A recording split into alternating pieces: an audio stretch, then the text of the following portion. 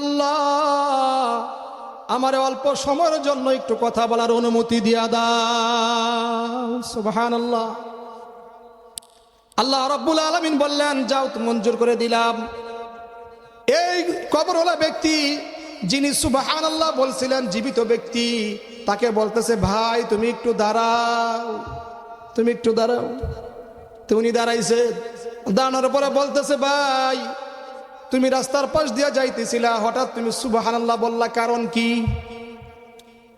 ওই ব্যক্তি উত্তর দিতেছে, আমি আপনাকে চিনি না, আপনাকে আমি জানি না, কিন্তু আমি দেখতে পেলাম আপনি কবরের মধ্যে দাঁড়াইয়া দাঁড়াইয়া নামাজ পড়তেছেন, সুবহানাল্লাহ।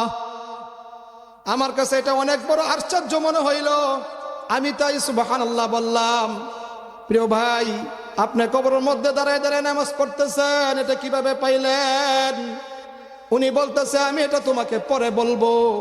তুমি যে সুবহানাল্লাহ একবার বলছো, এই সুবহানাল্লাহর সব কি তুমি আমারে দিবা নাকি, এটা বলো। নাহনু আউলিয়াউকুম ফিল হায়াতিদ দুনিয়া ওয়া ফিল আখিরাহ ওয়ালাকুম ফিহা মা তাশতাহি আনফুসুকুম ওয়ালাকুম ফিহা মা তাদউন। وقال النبي صلى الله عليه وسلم تحفة المؤمن الموت إن الله وملائكته يصلون على النبي يا أيها الذين آمنوا صلوا عليه وسلموا تسليما। যাদের জবান আছে, কথা বলতে পারি, নবীজির মুহাব্বতে দরুদ পড়ি। আল্লাহুম্মা সাল্লি আলা মুহাম্মাদিন ওয়া আলা আলি মুহাম্মাদ মুহাব্বত কামা সাল্লাইতা আলা ইব্রাহিম ওয়া আলা আলি ইব্রাহিম ইন্নাকা হামিদুম মাজিদ। اللهم بارك على محمد وعلى آل محمد كما باركت على إبراهيم وعلى آل إبراهيم إنك حميد مجيد। صدق الله العظيم وصدق رسوله النبي الكريم ونحن على ذلك من الشاهدين والشاكرين والحمد لله رب العالمين। سبحانك لا علم لنا إلا ما علمتنا إنك أنت العليم الحكيم। الحمد لله। লাঙ্গল শিমুল কবরবাসীদের ইসালে সওয়াব উপলক্ষে আজকের এই আয়োজিত ইসলামী ওয়াজ মাহফিল, সম্মানিত উলামা একরাম, আমার সামনে উপবিষ্ট আমার প্রাণ প্রিয় এলাকাবাসী ও মুসলমান ভাইয়েরা, পর্দার আড়ালে মা ও বোনেরা, মহান আল্লাহ তাআলার দরবারে শুকরিয়া আদায় করছি যে মহান রব্বুল আলামিন আমাদেরকে আজকে এখানে কোরআন ও হাদিসের আলোচনা শোনার জন্য আসার বসার তৌফিক দান করেছেন। এটা আল্লাহ তাআলার পক্ষ থেকে নিয়ামত কিনা, আমরা সেই নিয়ামতের শুকরিয়া আদায় করে বলি আলহামদুলিল্লাহ। আল্লাহ রাব্বুল আলামিন বলেন, لئن شكرتم لأزيدنكم ولئن كفرتم إن عذابي لشديد। الله أكبر। আল্লাহ রাব্বুল আলামিন বলেন, আমার নিয়ামত পাওয়ার পরে আমার কোন বান্দা যখন আমার শুকরিয়া আদায় করবে, আল্লাহ তাআলা বলেন আমি আমার বান্দার নিয়ামতকে বাড়াই দেই। সুবহানাল্লাহ। আর আমার নিয়ামত পাওয়ার পরে যখন আমার কোনো বান্দা বা বান্দি শুকরিয়া আদায় করবে না, আল্লাহ তাআলা বলতেছেন আমি তার নিয়ামত কি ছিনাই নেই। আর ছিনাই নাই শেষ করি না, ইন্না আযাবি লাশাদীদ। আল্লাহু আকবার। আল্লাহ তাআলা বলেন আমি তাকে কঠিন আযাবের মধ্যে গ্রেফতার করি, নাউযুবিল্লাহ। সম্মানিত প্রিয় ভাইরা আমার, আল্লাহ রাব্বুল আলামিন আপনাকে আমাকে অসংখ্য নিয়ামত দান করেছেন। আমি মনে করব আমাদের এলাকার জন্য কবরবাসীদের উপলক্ষে আজকে ইসালে সওয়াব যেন তাদের আমলনামা চলে যায়, এই উদ্দেশ্যে যেহেতু দোয়ার আয়োজন মাহফিল, আমি মনে করব আমাদের জন্য এটা বিরাট বড় নিয়ামত। আল্লাহ রাব্বুল আলামিন বলেন, বান্দা আমি তোমাকে অনেক নিয়ামত দান করেছি, যদি তুমি তোমার আমার নিয়ামত গণতে শুরু করো, গণতে গণতে তোমার হায়াতের জিন্দেগি শেষ হয়ে যাবে বান্দা, আমার নিয়ামত গণনা করে তুমি শেষ করতে পারবে না। সুবহানাল্লাহ। আল্লাহ তাআলা বলেন, ওয়া ইন তাউদ্দু নি'মাতাল্লাহি লা তুহসুহা। আল্লাহ বলেন, বান্দা আমি তোমার কি পরিমাণে নিয়ামত দান করেছি, যদি তুমি এগুলো গুনতে শুরু করো, গুনতে গুনতে তোমার হায়াতের জিন্দেগি শেষ হয়ে যাবে। লা তুহসুহা, আমার নিয়ামত গণনা করে তুমি শেষ করতে পারবে না। সুবহানাল্লাহ। সম্মানিত প্রিয় ভাইরা আমার, আমি অল্প সময় কিছু কথা বলবো। আমরা যদি মনোযোগ সহকারে কথা শুনি, আমলের নিয়তে কথা শুনি, আল্লাহ তাআলা ওয়াদা করছেন অবশ্যই অবশ্যই আল্লাহ তাআলা আমাদের উপর রহমত নাজিল করবেন। সুবহানাল্লাহ। আল্লাহ রাব্বুল আলামিন বলেন, وَإِذَا قُرِئَ الْقُرْآنُ فَاسْتَمِعُوا لَهُ وَأَنصِتُوا لَعَلَّكُمْ تُرْحَمُونَ। আল্লাহু আকবার।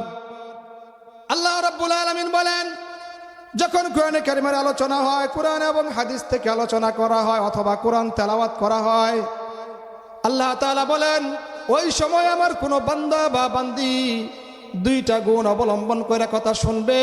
আল্লাহ তাআলা বলেন অবশ্যই অবশ্যই আমি আল্লাহ তাআলা আমার ওই বান্দার উপর রহমত নাজিল করব। সুবহানাল্লাহ। কয়টা গুণ ভাই? দুইটা গুণ। কয়টা গুণ? আমি এই কথাটা প্রায় মাহফিলে বলি, কারণ কি জানেন, মাহফিলে কথা শোনার জন্য এবং বলার জন্য পরিবেশ আগে সৃষ্টি করতে হয়। গাছে যদি পাখি থাকে তাহলে গুলি করলেই কিন্তু শিকার হয় না, আগে তার নিশান ঠিক করতে হয়। কথা বুঝেননি আপনারা আমার? আগে ভালো করে নিশান ঠিক করে পরে যদি গুলি করে তাহলে শিকার হবে।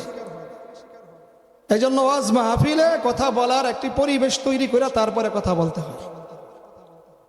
আল্লাহ তাআলা বলেন দুইটা গুণ অবলম্বন করে যখন আমার কোনো বান্দা বা বান্দি কোরআন থেকে আলোচনা শুনবে, কোরআন তেলাওয়াত শুনবে, আমি আল্লাহ তাআলা ওয়াদা দিলাম অবশ্যই আমি আমার বান্দার উপর রহমত নাজিল করব। সুবহানাল্লাহ। কয়টা গুণ ভাই? দুইটা গুণ। শুনতে রাজি আছেন? মানতে রাজি আছেন? কে কে মানতে রাজি আছেন হাত তুলেন। আল্লাহু আকবার, আলহামদুলিল্লাহ। আল্লাহ তাআলা বলনেওয়ালা শুননেওয়ালা সকলকে আমল করার তৌফিক দান করুক, সকলে বলে আমিন। তাহলে গুণ দুইটা কি শুনেন।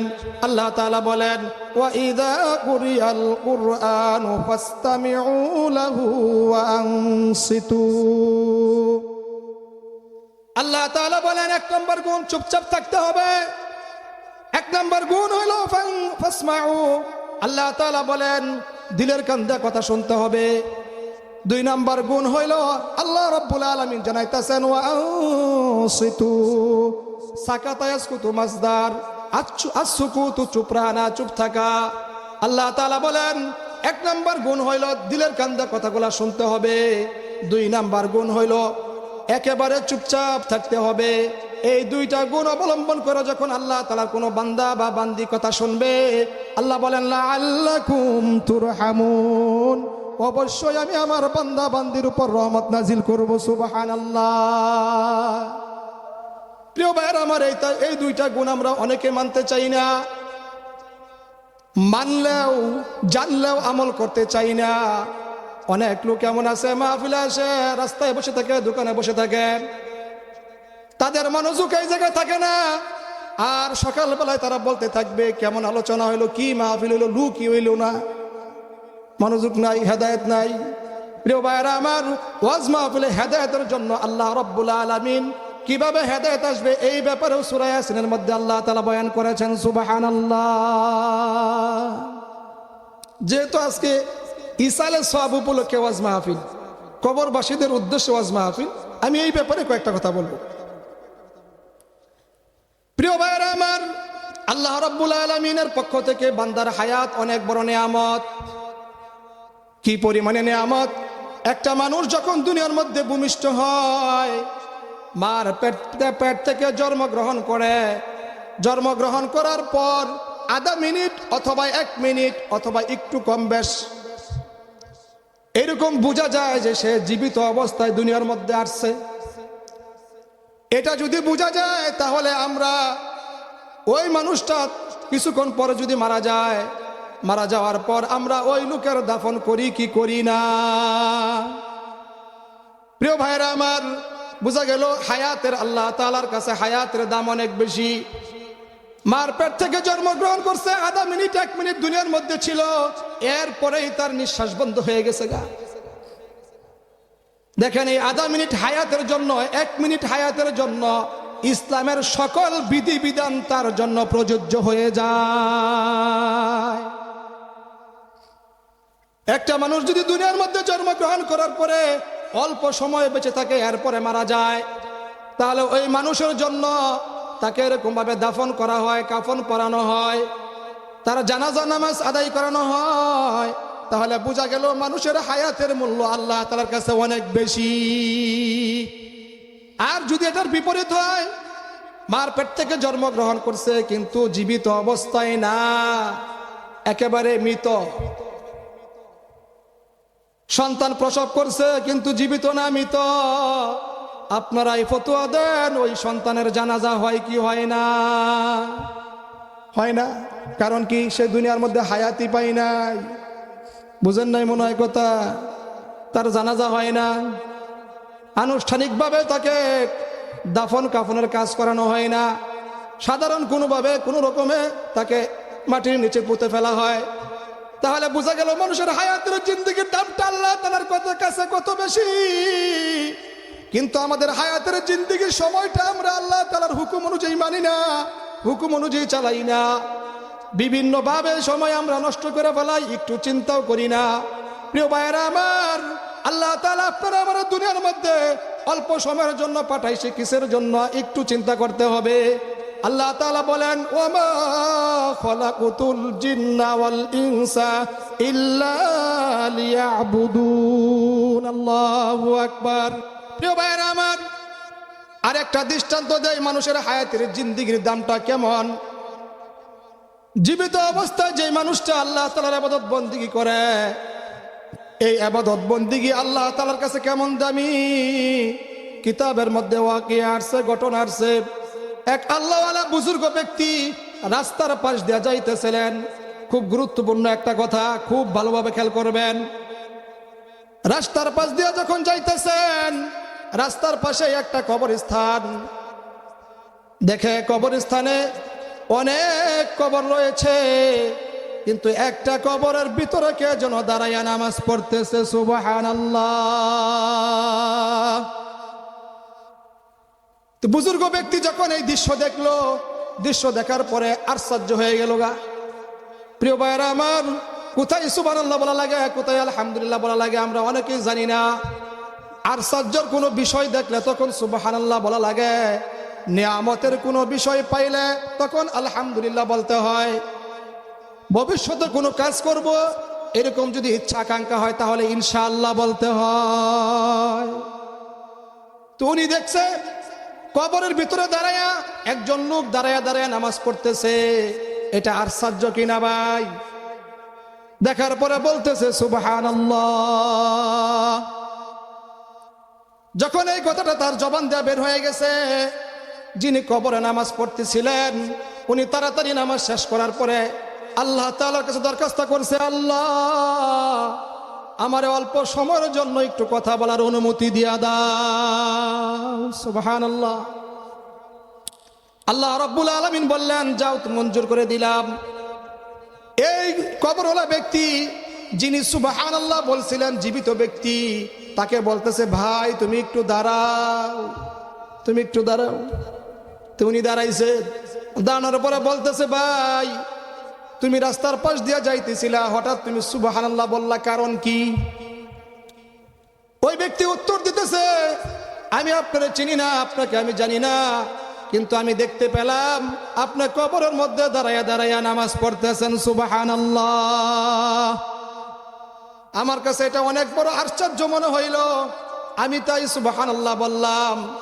প্রিয় ভাই, আপনি কবরের মধ্যে দাঁড়ায় দাঁড়ায় নামাজ পড়তেছেন, এটা কিভাবে পাইলেন? উনি বলতেছে, আমি এটা তোমাকে পরে বলবো। তুমি যে সুবহানাল্লাহ একবার বলছো, এই সুবহানাল্লাহর সব কি তুমি আমারে দিবা নাকি, এটা বলো। উনি বলতেছে, ভাই আপনি তো কবরের মধ্যে দাঁড়ায় নামাজ পড়তেছেন, সুবহানাল্লাহ বলার থেকে আপনি অনেক নেকি উপার্জন করতেছেন, বেশি নেকি উপার্জন করতেছেন। আমি মাত্র একবার সুবহানাল্লাহ বলছি, এটার সব আপনি চাইতেছেন কেন, কারণ কি? কবরওয়ালা ব্যক্তি বলতেছে, ভাই আমি তো জীবিত না, আমি মৃত। কয়দিন ধরে মারা গেছেন? অনেক দিন ধরে মারা গেছি। নামাজ পড়েন কতদিন ধইরা? আমি নামাজ পড়তেছি কবরের মধ্যে 400 বছর ধরে নামাজ পড়তেছি। খুব মনোযোগ সহকারে কথাগুলো শুনতে থাকি। আল্লাহ তাআলা বলেন, আমার ওই বান্দা যখন মৃত্যুবরণ করার পূর্বে, যখন দুনিয়া থাকা অবস্থায় নামাজ আদায় করত, আমার কাছে তখন নামাজের পর দোয়া করতো, আয় আল্লাহ, কবরের মধ্যে দীর্ঘদিন নাকি ঘুমায়া থাকতে হবে, আমি কবরের মধ্যে ঘুমায় থাকতে চাই না। তোমার কাছে আমি এরকম ভাবে দোয়া করতেছি, আমাকে কবরের মধ্যে তুমি নামাজ পড়ার অনুমতি দিয়া দিও, সুবহানাল্লাহ। আল্লাহ রাব্বুল আলামিন দুনিয়া থাকা অবস্থায় তার ওই দোয়া কবুল করেছেন, বিদায় কবরে যাওয়ার পরে সে দাঁড়ায়া দাঁড়ায়া নামাজ আদায় করার সুযোগ পেয়ে গেছে, সুবহানাল্লাহ। এবার ওই ব্যক্তি বলতেছে, ভাই আমি 400 বছর যাবত কবরের মধ্যে দাঁড়ায় দাঁড়ায় নামাজ পড়ি, তুমি জানো নাকি, তুমি যে একবার সুবহানাল্লাহ বলছো, আর আমার 400 বছর ধরে যে নামাজ আদায় করতেছি, যেই নাকি না হয়েছে, তোমার সুবহানাল্লাহ বলার কারণে এর থেকে বেশি নাকি হয়ে গেছে, সুবহানাল্লাহ। কারণ কি? একটা মানুষ যখন দুনিয়ার জমিনের মধ্যে লেখাপড়া করতে যায়, লেখাপড়া করতে করতে যখন উপর লেভেলে উঠে, তার পরীক্ষা হয়, পরীক্ষার কেন্দ্রের মধ্যে যখন সে প্রবেশ করে, নির্দিষ্ট সময়ে তার লেখার জন্য অনুমতি থাকে, 2 ঘন্টা বা 3 ঘন্টা সময় সে লিখতে পারে। পরীক্ষার হল থেকে বের হয়ে যদি সে বেশি লেখে, কিন্তু ওই লেখা এক্সামিনাররা গ্রহণ করবে না, পরীক্ষার নিয়মের বাহিরে। পরীক্ষার হলের ভিতরে যে যতটুকু সময় সে লেখাপড়া করবে, সে লিখবে, আনসার করবে, ততটুক সময় তার সময়টা কাজে আসবে, এটা তার নাম্বার আসবে। কিন্তু হল থেকে বের হওয়ার পরে যদি সে লেখে, এটা তার নাম্বার আসবে না। ঠিক তেমন ভাবে আল্লাহ তাআলা বলেন, ওয়াস্তাখলিফাকুম ফিল আরদি ফায়ানজুর কাইফা তা'মালুন। আল্লাহ তাআলা বলেন, আমি তোমাদেরকে দুনিয়ার জমিনের মধ্যে পাঠাইছি, আমি আল্লাহ তাআলা পরীক্ষা করে দেখব তোমরা কে কেমন আমল করো, সুবহানাল্লাহ। কি করবে ভাই? পরীক্ষা করবে আপনি আমি কেমন আমল করতেছি। এই জন্য আল্লাহ রাব্বুল আলামিন জানাই দিতেছেন, আল্লাযী খালাকাল মাউতা ওয়াল হায়াতা লিয়াবলুয়াকুম আইয়ুকুম আহসানু আমালা। মসজিদে ঢোকার দোয়া কি? আল্লাহুম্মা ইফতাহ লি আবওয়াবা রাহমাতিক। পড়ি না? অর্থ কি জানেন? আল্লাহুম্মা ইফতাহ লি, হে আল্লাহ আপনি আমার জন্য খুলে দেন আবওয়াবা রাহমাতিক। বাবুন শব্দের অর্থ হলো দরজা, এর বহু বচন হইল আবওয়াব। আপনি আমি যখন মসজিদে প্রবেশ করি, তখন আল্লাহ তাআলার কাছে এরকম ভাবে দোয়া করি, আল্লাহুম্মা ইফতাহ লি আবওয়াবা রাহমাতিক, হায় আল্লাহ আপনি আমার জন্য খুলে দেন আবওয়াবা রাহমাতিক, আপনার রহমতের দরজা খুলে দেন, সুবহানাল্লাহ। যখন বান্দা এই দোয়া পড়ে, শয়তান তখন রিমোট হাতে নিয়ে মসজিদের দরজা দাঁড়ায় থাকে। হ্যাঁ, কি করে জানেন? তার রিমোটের লগে আপনার আমার হৃদয়ের মধ্যে একটা ব্লুটুথ কালেকশন করা আছে। এই যুবক ভাইরা সবাই বুঝতেছে ব্লুটুথ কি, শেয়ারিট কালেকশন করা আছে। হ্যাঁ, আপনি আমি যখন নামাজে দাঁড়াইয়া যখন সূরা পড়ি, তখন দুনিয়ার যাবতীয় বেজাল সব মনে করায় দেয় শয়তানের রিমোট টিপা।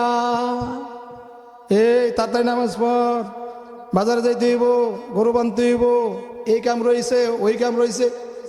আপনার যদি কোনো জিনিস আড়াইয়াও যায়, দেখবেন এমনি মনে হইতেছে না, কিন্তু যখন আপনি নামাজে দাঁড়ায় যাবেন, সূরা কেরাত পড়তেছেন, হঠাৎ করে আপনি জিনিসটা কোন জায়গায় রাখছেন শয়তান মনে করাই দিব ওই জায়গায় আছে।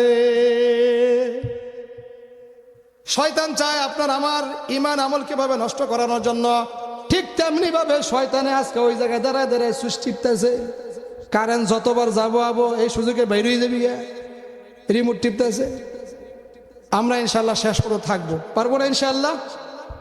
প্রিয় ভাইয়েরা আমার, আমি যে আলোচনা করতেছিলাম, আপনাদের সামনে যে আয়াতে কারিমা তেলাওয়াত করছি, আল্লাহ রাব্বুল আলামিন বলেন, ইন্নাল্লাযীনা ক্বালু রাব্বুনাল্লাহু সুম্মা ইসতাকামু তাতানাজ্জালু আলাইহিমুল মালাইকাতু আল্লা তাখাফু ওয়া লা তাহজানু ওয়া আবশিরু বিল জান্নাতিল্লাতী কুনতুম তুআদুন। আল্লাহু আকবার। আল্লাহ রাব্বুল আলামিন বলেন, ইন্নাল্লাযীনা ক্বালু রাব্বুনাল্লাহ, নিশ্চয় যারা বলবে আমার রব আল্লাহ। জোরে বলেন, আপনার আমার রব কে? আল্লাহ আমার রব, এই রবই আমার সব। আল্লাহ আমার রব, এই রবই আমার সব। দমে দমে তন মনে তারি অনুভব। আল্লাহ আমার রব, এই রবি আমার সব। তোমার দুনিয়াতে আমি যেদিকে তাকাই, অথই নিয়ামতে ডুবে আছি সবাই। পাক পাখালির গানে শুনি তসবিহ কলরব, তসবিহ কলরব। আল্লাহ আমার রব, এই রবি আমার সব। আল্লাহ তাআলা এই কথাই বলতেছেন, ইন্নাল্লাযীনা ক্বালু রাব্বুনাল্লাহ, নিশ্চয় যারা বলবে আমার রব আল্লাহ। আল্লাহ তাআলা বলেন, সুম্মা ইসতাকামু তাতানাজ্জালু আলাইহিমুল মালাইকা। আল্লাহ তাআলা জানাইতেছেন, এই কথা বলার পরে যারা এই কথার উপরে অটল থাকবে, ইস্তেকামাত থাকবে, অর্থাৎ কালিমা পড়ার পরে যে ব্যক্তি আল্লাহ তাআলার হুকুম মানবে, নবীর তরিকায় চলবে, দুনিয়ায় যখন সে চলাফেরা করবে, সুখ দুঃখ সর্ব অবস্থায় আল্লাহ তাআলার হুকুমকে প্রাধান্য দিবে, আল্লাহ তাআলার হুকুমের উপরে অটল থাকবে। আল্লাহ তাআলা বলতেছেন, তাতানাজ্জালু আলাইহিমুল মালাইকা। ওই ব্যক্তির মৃত্যুর সময় যখন নিকটবর্তী হয়ে যাবে, আল্লাহ তাআলার পক্ষ থেকে আল্লাহ রাব্বুল আলামিন রহমতের ফেরেশতা নাজিল করে দিবে। সুবহানাল্লাহ। এজন্য প্রিয় ভাইয়েরা আমার, প্রত্যেকটা মানুষের মৃত্যুর ভয় আছে না নাই? দুনিয়ার মধ্যে অনেকের বিভিন্ন রকমের মতানৈক্য থাকতে পারে, কিন্তু মৃত্যুবরণ করতে হবে এই ব্যাপারে কারো কোনো মতানৈক্য নাই। এই ব্যাপারে সবাই একমত যে একদিন আগে পরে সবার মরতে হবে। এই জন্য আল্লাহ তাআলা বলতেছেন, যারা বলবে আমার রব আল্লাহ এবং এই কথার উপরে ইস্তেকামাত থাকবে, দৃঢ়তা, তাতানাজ্জালু আলাইহিমুল মালাইকা। আল্লাহ তাআলা জানাইতেছেন, মৃত্যুর সময় যখন নিকটবর্তী হয়ে যাবে, ওই সময় আল্লাহ তাআলার পক্ষ থেকে আল্লাহ রাব্বুল আলামিন রহমতের ফেরেশতা নাজিল করবেন। সুবহানাল্লাহ। মৃত্যুর সময় আপনার আমার যখন এরকম ভাবে কষ্ট হয়ে যাবে, আল্লাহ তাআলা ফেরেশতা নাজিল করে জানাই দিবেন, আল্লাহ তাখাফু, বান্দা তুমি টেনশন করিও না, তুমি চিন্তা করিও না, তোমার কোনো ভয় নাই। আল্লাহ তাআলা অন্য আয়াতের মধ্যে বলেন, ওয়ালা তাহিনু ওয়ালা তাহজানু ওয়া আনতুমুল আ'লাউনা ইন কুনতুম মুমিনিন। আল্লাহু আকবার। আল্লাহ রাব্বুল আলামিন বলেন, তোমার কোনো ভয় নাই, তোমার কোনো টেনশন নাই, শর্ত হইল যদি তুমি মোমেন হও। মোমেন হইতে রাজি আছেন কে কে? সবাই হাত নামাই। মোমেন হওয়ার জন্য 5টা কাজ করতে হবে। কয়টা কাজ? আমি এই ব্যাপারে আয়াতও পড়েছি, হাদিসও পড়েছি। যে ব্যক্তি ইমানদার, যে ব্যক্তি মুমিন, আল্লাহ তাআলা নবী জানাইতেছেন তুহফাতুল মুমিনিল মাউত, ইমানদারের মৃত্যুটা হবে তুহবা, উপহার স্বরূপ। সুবহানাল্লাহ। 5টা কাজ করতে হবে। এই 5টা কথা বইলাই আমি আমার কথা শেষ করব। একটু জিকির করি লা ইলাহা ইল্লাল্লাহ।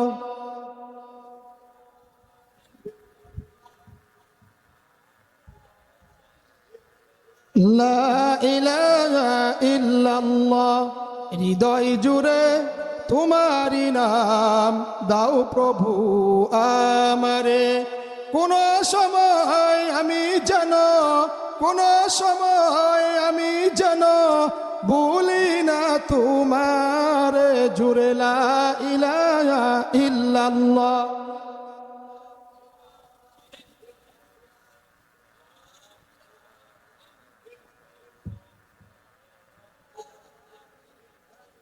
লা ইলাহা ইল্লাল্লাহু মুহাম্মাদুর রাসূলুল্লাহ সাল্লাল্লাহু আলাইহি ওয়াসাল্লাম। কালেমার দাম কম না বেশি? কেমন বেশি? এই ব্যাপারে একটু কথা শুনেন। আল্লাহর ওলি বাইজিদ বাস্তামি রহমতুল্লাহি আলাইহি রাস্তার পাশ দিয়ে যাইতেছে, দেখে এক ইহুদি আলেম এরকম শ্রোতাদেরকে সামনে নিয়ে ওয়াজ করতেছে, কথা বলতেছে। আল্লাহর ওলি চিন্তা করলেন আমি এখানে একটু বসি, শুনি ইহুদি আলেম কেমন ওয়াজ করে, কি বলে, একটু শুনতে থাকি। আল্লাহর ওলি ওই জায়গায় যায় বসলেন। বসার সাথে সাথে ইহুদি আলেম যে ওয়াজ করতেছিলেন, হঠাৎ তার জবান বন্ধ হয়ে গেছে। সুবহানাল্লাহ। ইহুদি আলেমের বক্তা যারা কথা শুনতেছিল জিজ্ঞাসা করলো, আপনি হুজুর ওয়াজ করতেছিলেন, হঠাৎ বন্ধ করলেন, কারণ কি?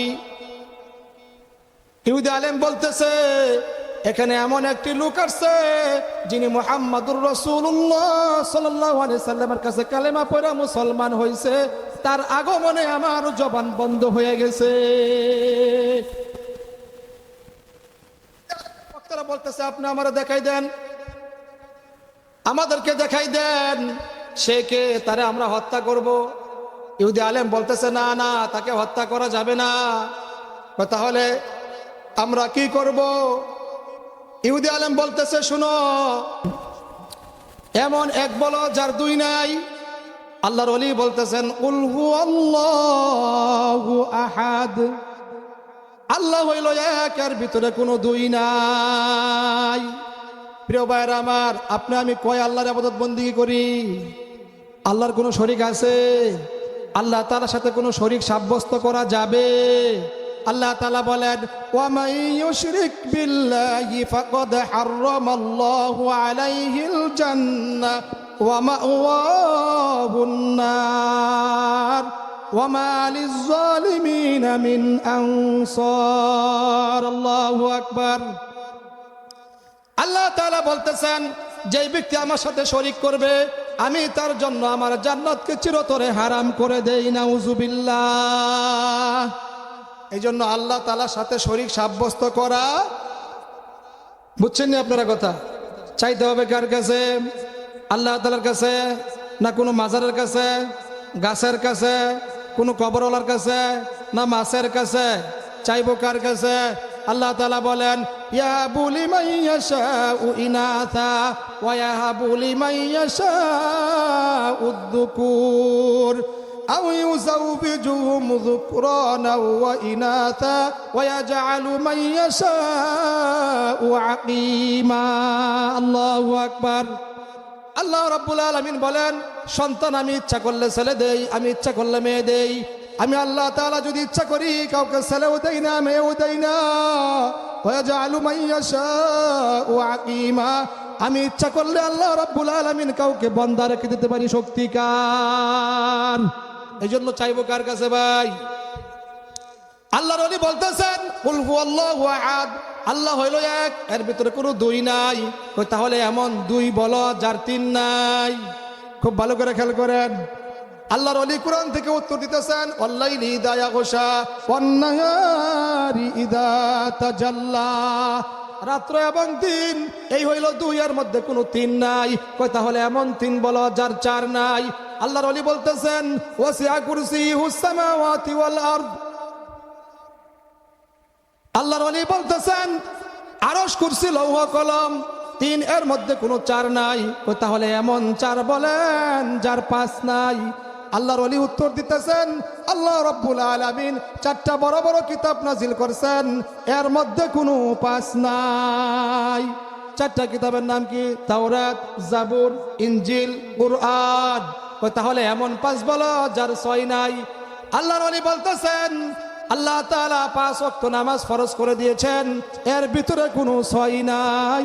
ফজর, জোহর, আসর, মাগরিব, ইশা এই হইল পাঁচ, এর ভিতরে কোনো ছয় নাই। সুবহানাল্লাহ বলতেন না? এমন প্রশ্ন করলে উত্তর দিতে পারবেন মিয়া? তাহলে এমন ছয় বলো যার সাত নাই। আল্লাহর ওলি বলতেছে, হুয়াল্লাযী খালাকাস সামাওয়াতি ওয়াল আরদা ফি সিত্তাতি আইয়াম। আল্লাহ তাআলা আসমান এবং জমিন সৃষ্টি করেছেন 6 দিনে, এর মধ্যে কোনো সাত নাই। আসমান জমিন সৃষ্টি করেছে কয় দিনে ভাই? কোন দিন কি বানাইছে এগুলা বলতে গেলে সময়ের ব্যাপার। আমি তো সভাপতি। প্রিয় ভাইরা আমার, আমি 5টা কথা বলছি। ইমানদারের 5 কাজ। কয় কাজ? দেখেন, নামাজের কথা আইছে না নাই? নামাজ পড়বেন, মরণের আগে তো সময়ই নাই। কোন সময় পড়বেন ভাই? জিগাইলে সময় গো, সময় নেই, খেলে আইরে ব্যস্ত। আল্লাহ তাআলা আমাদের সকলকে 5 ওয়াক্ত নামাজ আদায় করার তৌফিক দান করুন। সাজদা যখন বান্দায় দেয়, তখন আল্লাহ তাআলার কুদরতি পা আল্লাহ তাআলা বান্দার কপালে নিচে দিয়া দেয়। সুবহানাল্লাহ। হাদিসের মধ্যে আছে, ইন্নাস সাজিদা ইয়াসজুদু ফি কদামালির রহমান। হাদিসে কুদসির মধ্যে আল্লাহ তাআলা বলতেছেন, আমার বান্দা যখন সাজদায় যায়, আমি রহমান আমার বান্দার কপালে আমি রহমানের কদম রেখে দেই। সুবহানাল্লাহ। আমার বান্দা যখন আমার কাছে চায়, আমি আল্লাহ রাব্বুল আলামিন বান্দার সকল চাওয়াকে পরিপূর্ণ করে দেই সাজদার মাধ্যমে। সুবহানাল্লাহ।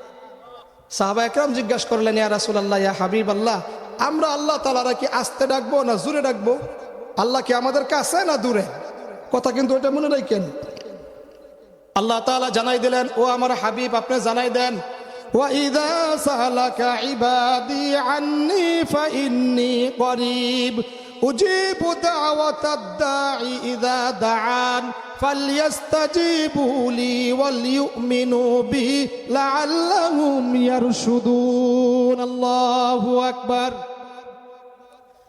আল্লাহ তাআলা বলতেছেন, ও আমার হাবিব, আপনার কাছে যখন আমার বান্দারা জানতে চায় আমি আল্লাহ তাআলা আমার বান্দার নিকটে না দূরে আছি, আপনি জানাই দেন ফাইন্নী করিব। আমার বান্দা যখন আমার ডাক দেয় আমি আমার বান্দার নিকটেই আছি। সুবহানাল্লাহ। এই জন্য চাইবো কার কাছে? আল্লাহ বান্দার নিকটে। কেমন নিকটে একটু শুনেন। হযরত ইউনূস আলাইহিস সালাতু ওয়াস সালাম মাছের পেটের ভিতর থেকে আল্লাহ তাআলার ডাক দিছিল। আল্লাহ তাআলা তার ডাকে সাড়া দিছে কি দেয় নাই? কিতাবের মধ্যে আছে, ইউনূস আলাইহিস সালাতু ওয়াস সালাম আল্লাহ তাআলার প্রিয় বান্দা ছিলেন, নবী ছিলেন। তিনি 3টা অন্ধকারের ভিতর থেকে আল্লাহ তাআলার ডাক দিছিলেন। একটা অন্ধকার ছিল রাতের অন্ধকার, আরেকটা অন্ধকার ছিল পানির অন্ধকার, আরেকটা অন্ধকার ছিল মাছের পেটের ভিতরের অন্ধকার।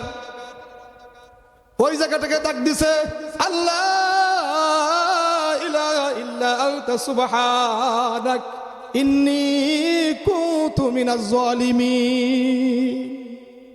আল্লাহ তাআলা তার ডাকে সাড়া দেয় নাই না দিছে? জোরে বলেন, দিছে কিনা? আল্লাহ তাআলা তার ডাকে সাড়া দিছেন। ওইখান থেকে আল্লাহ তাআলা মুক্তি করেছেন।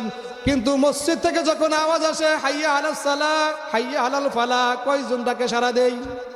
আল্লাহ তাআলা আপনারা আমার 5 বার করে ডাক দেয়, একবারও আপনি আমি ডাক দেই না। তাহলে আপনি আমি কি পরিপূর্ণ মুসলমান হইতে পারছি? বুঝেন নাই মনে হয়।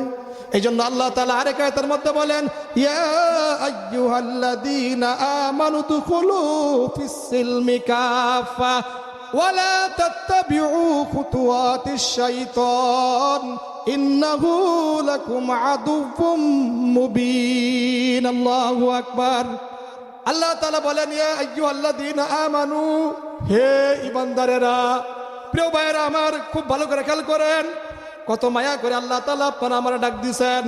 ইয়া আইয়ুহান নাস বলে নাই, ইয়া আইয়ুহাল্লাযীনা কাফারু বলে নাই।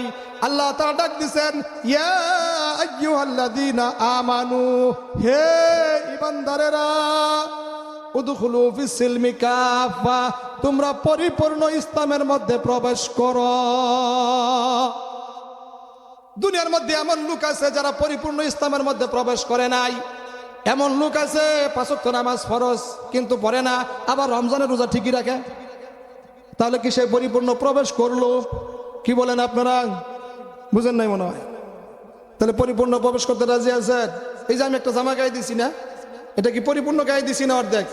একটা ডানা যদি ঢুকাইয়া আর একটা ডানা যদি বাইর করে থুয়ে দিই, তাহলে কি পরিপূর্ণ হইলো? আপনারা কি বলবেন? পাগল বলবেন না যে মনে আকল জ্ঞান নাই? এখনো পুরোপুরি দিছি, এখন জামার ভিতরে আমি ঢুকছি পরিপূর্ণ। আল্লাহ তাআলা বলেন, উদখুলু ফিস সিলমি কাফা, পরিপূর্ণ তোমরা ইসলামের মধ্যে প্রবেশ করো। সুবহানাল্লাহ। ওয়ালা তাত্তাবিউ খুতুওয়াতিশ শাইতান, ইসলামের মধ্যে প্রবেশ করার পর তোমরা শয়তানের আনুগত্য করিও না। কিন্তু আমি শয়তানের আনুগত্য করি কি করি না? আজকে ওয়াজ মাহফিল এলান করা হয়েছে, আল্লাহর দিকে ডাকা হয়েছে, কিন্তু দোকানে আইসা বসে আছি। এমন মুসলমান আছে না নাই? তাহলে কি পরিপূর্ণ মুসলমান হইলাম নাকি? শয়তানে কয় না বয়ে থাক, এক কাপ চা খা, প্রধান বক্তা আসুক, অমুক বক্তা আসুক, এরা তো এলাকারই, একটু পরে যা। তাহলে বোঝা গেল আমি আলেম ওলামাদেরকে মূল্যায়ন করলাম না। হযরতে নূহ আলাইহিস সালাতু ওয়াস সালামের উম্মতেরা হযরতে নূহ আলাইহিস সালাতু ওয়াস সালামকে প্রাধান্য দেওয়ার না কারণে, সম্মান দেওয়ার না কারণে তারা এরকম ভাবে ধ্বংস হয়ে গেছে। নূহ আলাইহিস সালামের নাম শুনছেন আপনারা? হযরত নূহ আলাইহিস সালাতু ওয়াস সালাম তার উম্মতদেরকে যখন দাওয়াত দিতেন, দাওয়াত দেওয়ার পর কিছু লোক এরকম ভাবে ঈমান আনছে, আর কিছু লোক ঈমান আনে নাই। এই মেয়ে বসো, মজার কথা, মিয়া গেলে গা পরে কিন্তু আফসোস করবা, বিরাট একটা মজার কথা। তো হযরত নূহ আলাইহিস সালাতু ওয়াস সালাম কয়দিন দাওয়াত দিয়েছে জানেন? কয়শো বছর? সবাই বলেন। 950 বছর দাওয়াত দিছে। 950 বছর দাওয়াত দেওয়া বলছে, আসো আল্লাহর হুকুম মানো, নবীর তরিকায় চলো। আমি যে কথা বলি এটা তোমরা শুনো। 950 বছর দাওয়াত দেওয়ার পর কোন কিতাবের মধ্যে আসছে 40 জন, কেউ বলছে 42 জন, কেউ বলছে 80 জন মুসলমান হয়েছে। কয়জন মুসলমান হয়েছে? 80 জন। নূহ আলাইহিস সালাতু ওয়াস সালাম যখন দেখলেন আর মানুষ ঈমান কবুল করে না, দাওয়াত দেয়, কোনো কথা শুনে না, বরঞ্চ তার এনে ঠাট্টা মস্কারি করে, নূহ আলাইহিস সালাতু ওয়াস সালাম আল্লাহ তাআলার কাছে বদদুয়া করলেন, আয় আল্লাহ, আমি দাওয়াত দিতেছি কিন্তু তারা আমার কথা দাওয়াত কবুল করে না, এদেরকে তুমি ধ্বংস করে দাও। অনেক লম্বা কথা, আমি একটু সংক্ষেপ করে বলতেছি। আল্লাহ রাব্বুল আলামিন বললেন, ঠিক আছে নূহ তুমি চুপ থাকো, আমি এদের ব্যবস্থা করতেছি। আল্লাহ রাব্বুল আলামিন হযরত নূহ আলাইহিস সালাতু ওয়াস সালামকে বললেন, তুমি একটা এরকম ভাবে নৌকা বানাও। খুব ভালো করে খেয়াল করেন, নৌকা বানাও। নূহ আলাইহিস সালাতু ওয়াস সালাম যখন নৌকা বানানো শুরু করলেন, এখানে লম্বা একটা কাহিনী আছে, বিরাট লম্বা। নৌকা কিভাবে বানালো, কাঠ কই পাইলো, কই থেকে আইলো, কেমনে কি, এগুলা বলতে গেলে অনেক সময়ের ব্যাপার। হযরত নূহ আলাইহিস সালাতু ওয়াস সালাম একটা নৌকা বানাইলেন। নৌকা বানানোর পর এটা যখন নৌকা বানাইতেছে, নূহ আলাইহিস সালামের ঘাটতেরা কিছু উম্মত আছেন না, হেরা কয় দেহ কোনো পানি নাই, কিচ্ছু নাই, হ্যাঁ না নৌকা বানাইতেছে।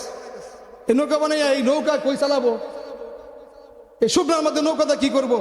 নূহ আলাইহিস সালাতু ওয়াস সালাম বললেন, তোমরা ঈমান আনো, তা না হয় কিন্তু আল্লাহ তাআলা গজব দিবে, প্লাবন হবে, তুফান হবে, বন্যা হবে।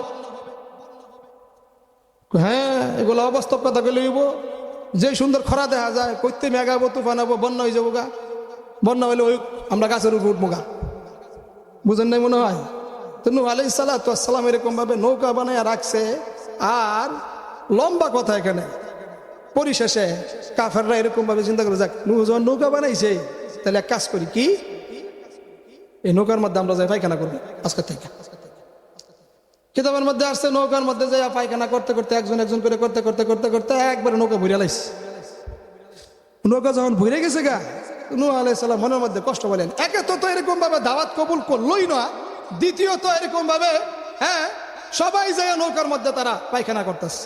এক পর্যায়ে যখন এরকম ভাবে এক লোক আইসা দেখে পায়খানা করার কোনো জায়গা নাই, সে যখন কাঠের মধ্যে পড়ছে পিছলাইয়া পড়ে গেছে।